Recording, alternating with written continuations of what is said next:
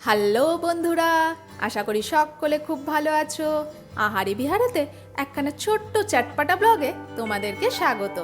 বন্ধুরা, আজকের রেসিপিখানা প্রায় তোমাদের সকলেরই জানা। বানিয়ে ফেলেছিলাম আমার মোস্ট ফেভারিট মশালা কর্ন চাট। তার জন্য নিয়ে নিয়েছিলাম এখানে দুখানা মতো ভুট্টা। দুখানা ভুট্টাই কিন্তু আজ আমি এখানে চাট বানাতে ব্যবহার করব। ভুট্টার দানা যদি একটু শক্ত হয়ে আসে তাহলে কিন্তু ভুট্টা ছাড়াতে বেশ সুবিধা হয়, মানে একটু শুকনো হয়ে এলে। আমার ভুট্টার উপরে খোসাগুলো শুকনো দেখালেও ছাড়ানোর পর দেখলাম কিন্তু ভুট্টাখানা বেশ নরমই ছিল। খোসা ভালো করে ছাড়িয়ে প্রথমে অর্ধেক করে দু টুকরো করে নিলাম। প্রথম উপায়ে আমি একটা পাতলা ছুরির সাহায্যে একটা লাইন ভুট্টার দানা ছাড়িয়ে নেওয়ার পর এরপরে লাইন বাই লাইন ধরে একটা একটা করে এইভাবে দানা ছাড়িয়ে নিয়েছিলাম। এই পদ্ধতিতে সময়ও যেমন বেশি লাগে তেমন বেশ পরিশ্রমও হয়, বলতে পারো প্রায় হাত ব্যথা হওয়ার জোগাড়। কিন্তু এই দ্বিতীয় পদ্ধতিটা কিন্তু ছিল ভীষণই সহজ। এইভাবে একটা পাতলা ছুরির সাহায্যে ভুট্টার দানার লেয়ার ধরে ওপর থেকে নিচ অবধি ছুরি চালিয়ে দিলেই দেখবে প্রত্যেকটা দানা সুন্দরভাবে ঝরে যাচ্ছে। এইভাবে করলে সময় যেরকম কম লাগবে, পরিশ্রমও লাগবে কম, হাত ব্যথা হওয়ারও কিন্তু কোনো গল্প নেই। অল্প সময়ের মধ্যে দুখানা কেন 5-7টা ভুট্টা কিন্তু তোমরা ইজিলি ছাড়িয়ে ফেলতে পারবে। আমি জাস্ট অর্ধেক ভুট্টা ওইভাবে ছাড়িয়ে নেওয়ার পর বাকি 1.5খানা ভুট্টা কিন্তু এইভাবে এই উপায়েই ছাড়িয়ে নিয়েছিলাম। দেখো কত ইজিলি সমস্ত দানা কিন্তু কম সময়ের মধ্যেই ছাড়ানো হয়ে গেল। এইভাবে আমি দুখানা ভুট্টার দানায় ছাড়িয়ে নিয়েছি। এগুলোকে আর ওয়াশ করবো না, ডিরেক্টলি বসিয়ে দেবো বয়েল হওয়ার জন্য। তার জন্য সসপ্যানে বসিয়ে দিলাম এখানে প্রায় 1.5 গ্লাস মতো জল। তাতে দিয়ে দিলাম আন্দাজ মতো সামান্য একটুখানি লবণ। জলটা হালকা গরম হলে দিয়ে দেবো ভুট্টার দানাগুলো। এখানে প্রায় আমার 1.5 কাপ মতো ভুট্টার দানা হয়েছিল। এটাকেও মোটামুটি 10 থেকে 12 মিনিটের জন্য হাই ফ্লেমে ফুটিয়ে সিদ্ধ করে নেব। 3-4 মিনিটের মধ্যে ভুট্টার দানা সিদ্ধ হয়ে যাবে তেমনটা কিন্তু নয়। দানা ছাড়ানোর সময় নরম থাকলেও বা দুধ বেরোলেও এটা কিন্তু সিদ্ধ হতে বেশ খানিকটা সময় লাগে। মোটামুটি 10-12 মিনিট সময় তো অন্তত দিতেই হবে। 10-12 মিনিট ভালো করে সিদ্ধ করে নেওয়ার পর এরপর এটাকে নামিয়ে জল ঝরিয়ে এক সাইডে রেখে দেবো। জাস্ট 2 থেকে 3 মিনিটের জন্য জল ঝরে গেলেই হবে, পুরোপুরি ড্রাই করার কোনো প্রয়োজন নেই। তার জন্য দিয়ে দিলাম একখানা স্ট্রেনারে। রেসিপিখানা যেমন সহজ, বানাতেও সময় লাগে তেমনই কম, আর খেতেও হয় তেমনই চটপটা। এরপর চাট বানানোর জন্য প্যানের মধ্যে দিয়ে দিলাম ছোট্ট একটা কিউব বাটারের টুকরো। বাটারটাকে সবার প্রথমে ভালো করে মেল্ট করে নেব। তোমরা চাইলে কিন্তু এখানে ঘি বা তোমাদের টেস্টের অ্যাকর্ডিং সাদা তেলও ব্যবহার করতে পারো, তবে যেহেতু বাটারের সাথে রসুনের কম্বিনেশনটা ভালো যায় তার জন্য কিন্তু ব্যবহার করলাম। নিয়ে নিয়েছিলাম 3 থেকে 4 কোয়া মতো রসুন, যেটাকে ছোট্ট ছোট্ট রিং পিসেসে কাট করে নিয়েছিলাম। রসুনটাকেও একদম লো ফ্লেমে জাস্ট একটু নাড়াচাড়া করে নেব। কোনোভাবে কালার চেঞ্জ করারও প্রয়োজন নেই বা ভাজারও প্রয়োজন নেই। তোমরা যারা পিওরলি ভেজভাবে বানাতে চাও সেক্ষেত্রে চাইলে রসুনটা কিন্তু এখানে স্কিপ করতে পারো। সেখানে তোমরা ডিরেক্টলি বাটারের মধ্যে কিন্তু বয়েল কর্নটাকে সটে করে নিতে পারো।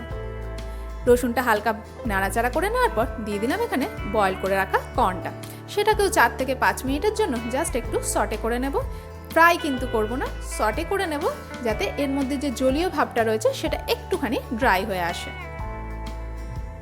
মিডিয়াম টু লো ফ্লেমে বেশ খানিকক্ষণ একটুখানি 4 থেকে 5 মিনিট নাড়াচাড়া করে নেওয়ার পর এরপর এর মধ্যে একে একে অ্যাড করে দিচ্ছি একখানা মিডিয়াম সাইজের পেঁয়াজ, যেটাকে ফাইনলি চপ করে নিয়েছিলাম, একখানা মিডিয়াম সাইজের টমেটো, সেটাকেও একদম ছোট ছোট টুকরো করে নিয়েছিলাম, আর নিয়ে নিয়েছিলাম 2 থেকে 3খানা মতো কাঁচা লঙ্কা, সেটাকেও ফাইনলি চপ করে নিয়েছিলাম। ঝালটা কিন্তু তোমরা তোমাদের টেস্টের অ্যাকর্ডিং দিতে পারো। চাইলে এখানে কিন্তু পেঁয়াজটা স্কিপ করে ক্যাপসিকাম ছোট ছোট টুকরো করে দিতে পারো, বা গাজরও একদম ছোট টুকরো করে হালকা ব্লাঞ্চ করে ব্যবহার করতে পারো।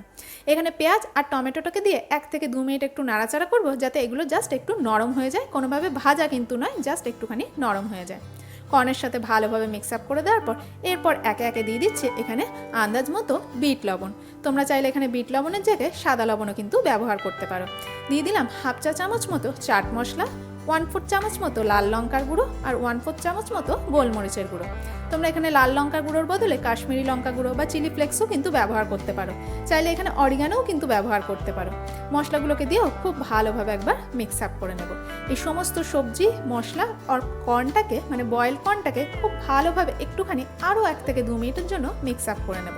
টোটাল প্রসেসটা, মানে রান্নাটা হতে, কর্নটা সিদ্ধ হতে যেটুকু 10 থেকে 12 মিনিট সময় লাগবে, আরও এক্সট্রা 10 মিনিট, মানে মোটামুটি 20-22 মিনিটের মধ্যে কিন্তু রেসিপিখানা রেডি হয়ে যাবে। এরপরে এর মধ্যে সবার শেষে দিয়ে দিচ্ছি বেশ খানিকটা পরিমাণে একদম ফাইনলি চপ ধনেপাতা কুচি, আর ফাইনাল টাচ দেওয়ার জন্য খানিকটা পরিমাণে, প্রায় বলতে পারো 1/2 চা চামচ মতো লেবুর রস। ধনেপাতা আর লেবুর রসটা দেওয়ার পরে সঙ্গে সঙ্গে কিন্তু গ্যাসের ফ্লেম অফ করে দেবো, আর খুব ভালোভাবে একবার মিক্স আপ করে দেবো। এই ফাইনাল টাচটা কিন্তু একদম স্বাদ, মানে চাটের স্বাদ বদলে দেবে, তাই ধনেপাতা আর লেবুর রসটা অবশ্যই কিন্তু অ্যাড করার চেষ্টা করো।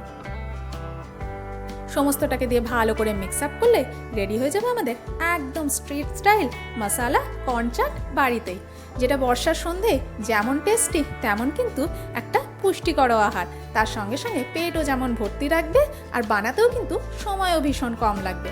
বন্ধুরা, রেসিপিখানা তোমাদের সকলেরই জানা, তাও যদি ভিডিওখানা ভালো লেগে থাকে ছোট্ট একটা লাইক করে দিও। আর আমার চ্যানেলের যদি নতুন বন্ধু হয়ে থাকো চ্যানেলটিকে সাবস্ক্রাইব করার অনুরোধ রইল। যদি ফেসবুক থেকে দেখে থাকো পেজটিকে অবশ্যই ফলো করো। ওপর থেকে গার্নিশিংয়ের জন্য দিয়ে দিয়েছিলাম একটুখানি ধনে পাতা কুচি। তোমরা কিন্তু অবশ্য নুন আর ঝালটা তোমাদের টেস্টের অ্যাকর্ডিং অ্যাড করে নিও। দেখা হচ্ছে পরের একটা ভিডিওতে নতুন একটা রেসিপি নিয়ে।